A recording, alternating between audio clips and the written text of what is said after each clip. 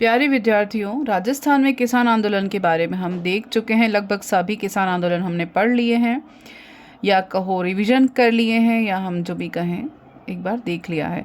अब राजस्थान में जनजाति आंदोलन के बारे में देखेंगे। सभी बच्चों ने तैयारी कर ली होगी, अच्छे से पढ़ाई कर ली होगी, टेस्ट रिवीजन जो भी देख रहे होंगे। कुछ कंटेंट आपको कहीं से ना मिले तो यहाँ मिल जाएगा। यहाँ मैंने सब कुछ रखने की कोशिश की है, कुछ रह जाए तो देख लेते हैं। मेवाड़ में दक्षिणी पश्चिमी भाग में रहने वाली जो जातियां थी, यानी जनजातियां थी, उनके लोगों के लिए जो बिजोलिया किसान आंदोलन था वो एक प्रेरणा का स्रोत बन गया था। यानी कि बिजोलिया किसान आंदोलन जो लगभग 44 साल चला था, वो अन्य सभी क्षेत्रों के लिए या अन्य निवासियों के लिए जो कि अत्याचारों को सह रहे थे, अंग्रेजों के या सरकारों के अत्याचारों को सह रहे थे, उनके लिए एक प्रेरणा बन गई थी कि वहाँ के लोगों को भी, यानी दूसरे राज्य के लोगों को भी प्रेरणा मिली कि हम भी आंदोलन कर सकते हैं और हमें भी सफलता मिल सकती है, भले समय लंबा लग जाए। यहाँ के जो भील थे, यानी मेवाड़ के जो भील थे और गरासिया थे, उन्होंने क्या किया, राज्य और जागीरदारों के द्वारा जो लिए जाने वाले कर थे और जो किए जाने वाले अत्याचार थे, उनके खिलाफ स्वयं को क्या किया, संगठित किया भीलों ने और गरासियों ने, मेवाड़ के जनजाति लोगों ने। तो मेवाड़ का जो पहाड़ी क्षेत्र है वो क्या कहा जाता है, भूमट कहा जाता है। वहाँ पर जो जनजाति रहती, भील गरासी आदि जनजाति जो रहती थी, वहाँ उस क्षेत्र को क्या कहते हैं, भूमट कहते हैं। तो हुआ क्या था, सरकार जो मेवाड़ सरकार थी 1818 में जब संधियाँ हो रही थी, सहायक संधियाँ हो रही थी, तो ईस्ट इंडिया एंड कंपनी के बीच और मेवाड़ की सरकार के बीच जब संधियाँ हो रही थी, तब उस संधियों के अनुसार क्या था, कंपनी ने इस क्षेत्र में जो कानून व्यवस्था और जो भी अरेंजमेंट था, राजनीतिक व्यवस्था, उसको बनाए रखने की जिम्मेदारी खुद ने ले ली, ईस्ट इंडिया कंपनी ने ले ली। और कंपनी ने क्या किया, प्रशासनिक यानी सहायक संधियों में तो हमने 1857 की क्रांति में पढ़ा भी है, पढ़ेंगे भी, कि जो संधियों की शर्तें थी कि कुछ 5 या 6 शर्तें थी, जिसमें एक ये भी थी कि वहाँ का जो कानून व्यवस्था है वो कौन देखेगा, ईस्ट इंडिया कंपनी देखेगी। फिर और अन्य किसी पड़ोसी राज्य से संधि नहीं कर सकेंगी या उनसे कोई रिश्ता नहीं रखेंगे। फिर कंपनी ने प्रशासनिक दृष्टि से भूमंड क्षेत्र को 2 भागों में बांट दिया, एक है खेरवाड़ा और दूसरा है कोटड़ा। मेवाड़ महाराणा राजपूत जागीरदारों के बीच पॉलिटिकल एजेंट सुप्रिटेंडेंट, जिसका मुख्यालय खेरवाड़ा था। 1818 के बाद भीलों के ऊपर स्थापित अर्ध सामंती अर्ध औपनिवेशिक नियंत्रण ने विद्रोह के लिए बाध्य किया। यानी कि सहायक संधियों के बाद भीलों के ऊपर क्या हो गया था, जनजाति के ऊपर अर्ध सामंती और औपनिवेशिक नियंत्रण था, तो उसका विद्रोह शुरू हुआ। और इसका मुख्यालय कहाँ था, खेरवाड़ा में। किसका, मेवाड़ महाराणा और राजपूत जागीरदार थे, उनके बीच का जो पॉलिटिकल एजेंट था सुप्रिटेंडेंट, उसका मुख्यालय कहाँ था, खेरवाड़ा में था। फिर 1818 की संधि के बाद अधिकांश सेनाओं को भंग कर दिया गया, यानी सेना भंग कर दी गई। फिर जो जनजाति के लोग थे वो राज्य और जागीरदारों की सेना में नियमित और अनियमित रूप से नियुक्त कर दिए गए थे। इन सेवाओं के हटने के बाद बेरोजगारी के कारण इनमें असंतोष होने लगा, क्योंकि सेनाओं में इन जनजाति के लोगों को हटा दिया, नियमित और अनियमित, यानी कि नौकरी इनकी कम होने लगी थी। तो नौकरी हटने के बाद जो बेरोजगारी आई, इसके कारण इनमें क्या हुआ, असंतोष उत्पन्न होने लगा। फिर क्या हुआ, जो इनके मुखिया थे, भील जनजाति के जो मुखिया थे, वो मार्ग की रक्षा करने के लिए बोलाई कर लेते थे और गांवों की चौकीदारी करने के बदले वो चौकीदारी कर वसूलते थे। फिर 1818 में मेवाड़ द्वारा अंग्रेजी संरक्षण स्वीकार करने के बाद पॉलिटिकल एजेंट कर्नल टॉड ने भूमट पर अपना नियंत्रण कर दिया, तो ये भी विद्रोह का कारण रहा। और क्योंकि मेवाड़ ने अंग्रेज की अधीनता स्वीकार कर ली थी, यानी संधि कर ली थी, तो पॉलिटिकल एजेंट का नियंत्रण डायरेक्टली कहाँ हो गया था, मेवाड़ पर हो गया था। तो भूमट क्षेत्र पर भी अंग्रेजों ने या टॉड ने अपना नियंत्रण कर लिया। फिर ब्रिटिश और रियासत की संयुक्त सेना ने क्या किया, भील विद्रोह को दबाने की सफलता प्राप्त की। कब, दिसंबर 1823 में। तो ये विद्रोह तो कर रहे थे, लेकिन इस विद्रोह को दबा दिया गया, क्योंकि रियासत की सरकार भी थी और ब्रिटिश सेना भी थी, इन दोनों ने संयुक्त रूप से इस विद्रोह को बंद कर दिया है, दबाने का प्रयत्न किया। फिर डूंगरपुर में क्या हुआ? डूंगरपुर में जो भील मुखिया थे उन्होंने मई 1825 में अंग्रेजों के साथ समझौता कर लिया और ऐसा ही सिमोर, वारू, देवल आदि नंदपालों के भीलों ने किया। डूंगरपुर में जो मुखिया थे जनजाति के, वो मई 1825 में अंग्रेजों के साथ समझौता कर लिया। फिर 26 में क्या हुआ? 1826 जनवरी में गरासिया भील मुखिया जो दौलत सिंह थे और गोविंद राम थे, उन्होंने क्या किया? अंग्रेजों और उदयपुर के खिलाफ विद्रोह किया। उसके बाद जनजाति क्षेत्रों में स्थायी शांति की स्थापना करने के उद्देश्य से 1841 में खेरवाड़ा में मेवाड़ भील कोर की स्थापना की। भीलों ने क्या किया? स्थायी शांति की स्थापना के उद्देश्य से क्या किया? खेरवाड़ा में मेवाड़ भील कोर की स्थापना हुई। ये भी इम्पोर्टेंट प्रश्न है, ये बनता है, मेवाड़ भील कोर की स्थापना कब हुई? फिर 44 में क्या हुआ? 1844 में बांसवाड़ा राज्य में सामान्य भील विद्रोह माही काठा एजेंसी के अंतर्गत पोसीना, गुजरात, सिरोही राज्य के भील गरासियों के विद्रोह भी प्रारंभ हो गए। दिसंबर 1855 में उदयपुर के कालीबास के भीलों ने भी विद्रोह प्रारंभ कर दिया और इसके दमन के लिए महाराणा ने क्या किया? मेहता जवाई सिंह के नेतृत्व में एक सेना भेजी। 1 नवंबर 1856 को इस विद्रोह को दबाने के लिए सेना भेजी। फिर 74-73 में क्या हुआ? बांसवाड़ा राज्य में चिल्कासी, शेरगढ़ गांवों के भीलों ने खुला विद्रोह किया क्योंकि भागी हो गए थे। फिर जब भी मेवाड़ सरकार ने कोई सामाजिक प्रशासनिक सुधार की कोशिश की, भीलों ने इनका विद्रोह ही किया। 1881-82 में उदयपुर के भील अंग्रेजों और राज्यों के विरुद्ध हो गए, इन दोनों के विरुद्ध हो गए और 19वीं सदी में सबसे भयानक विद्रोह हुआ था। ये 81-82 का जो विद्रोह था सबसे भयानक विद्रोह था। 26 मार्च 1881 को क्या किया? उदयपुर की सेना मामा अमान सिंह लोनारगल के नेतृत्व में बारापाल पहुंची और साथ में सचिव श्यामलदास भी थे। तो बारापाल जो है वो घटना भी होगी यहाँ पर। फिर 28 को क्या हुआ? मार्च को इन्होंने भीलों की झोपड़ियों को जला दिया। ये बारापाल हत्याकांड हुआ था यहाँ पर। उसके बाद भीलों ने बिलखपाल के गमेती नीमा, पीपली के खेमा, सगारती के जोयता, इन तीनों के नेतृत्व में विरोध किया। तो ये यहाँ पर इन तीनों का नाम इम्पॉर्टेंट है, गमेती नेमा और पीपली के खेमा और सगारती के जोयता, तीनों के नेतृत्व में क्या किया? बारापाल के अगेंस्ट क्या हुआ? विरोध में इन्होंने नेतृत्व किया। फिर सेना ने भीलों के साथ समझौता किया इसके बाद, और रिखल देव मंदिर के पुजारी जो थे वो मीडिएटर बने थे।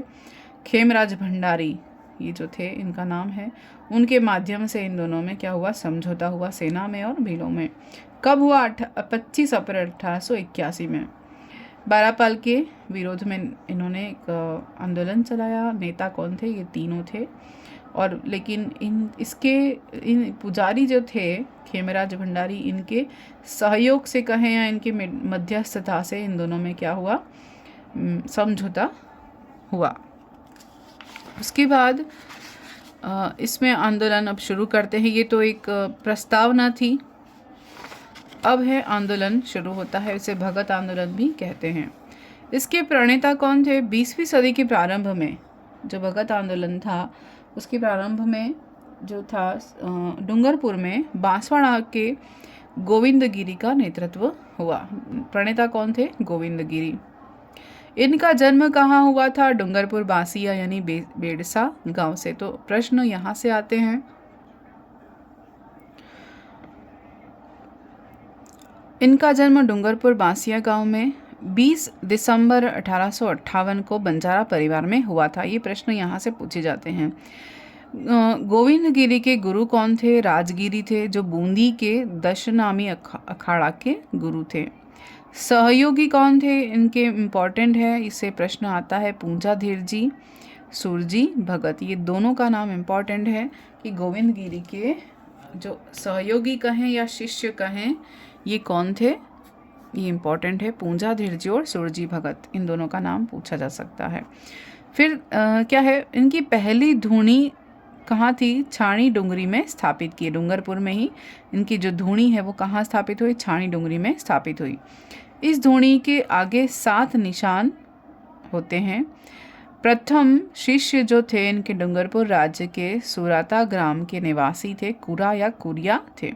इनके प्रथम शिष्य कौन थे? सुराता ग्राम के निवासी कुरा या कुरिया थे। यानी इन धूनी के आगे 7 निशान लगाए गए हैं। अब गोविंद गिरी ने क्या किया? नैतिक और आध्यात्मिक शिक्षा देना आरंभ किया जनजाति को, और जनजाति की सामाजिक और धार्मिक मान्यताओं में सुधार करने के परिणाम से यह हुआ कि बहुत अधिक संख्या में, यानी हजारों की संख्या में लोग इनके अनुयायी बनने लगे। इस सुधार आंदोलन के प्रभाव में जो जनजाति थी वो सदियों पुराने जो सामाजिक धार्मिक बंधन थे या जो रूढ़िवादी थी उनसे ग्रसित थे, उनसे वे स्वतंत्र होने लगे। किसके विचारों से प्रभावित होकर? गोविंद गिरी के विचारों से प्रभावित होकर। यानी उन्होंने क्या किया कि जनजातियों को जागृत करने का प्रयास किया और उन्हें अपनी दशाओं और अपने अधिकारों के प्रति जागरूक बनाने का प्रयास किया। और मानगढ़ धाम में 1883 में क्या किया? मानगढ़ धाम में संप सभा की स्थापना की और इसे भगत पंथ की स्थापना भी कहते हैं। संप सभा का अर्थ क्या है? पारस्परिक प्रेम और एकता का समर्थन करने वाला संगठन। संप सभा का प्रथम अधिवेशन कब हुआ? 1903 में मानगढ़ पहाड़ी पर किया गया। 1908 में राजस्थान छोड़ने के बाद बंबई सरकार के अंतर्गत ईडर में सूत राज्य, गुजरात आदि के भीलों में भी सुधार किया। यानी उन्हें क्या किया था? ये अधिवेशन तो मानगढ़ पहाड़ी पर किया, लेकिन इसके बाद उन्हें बाहर भेज दिया गया, गुजरात चले गए वो, और गुजरात में भी उन्होंने क्या किया? जागृति फैलाने का कार्य किया इन गांवों में, उकरेली गांव ईडर में। और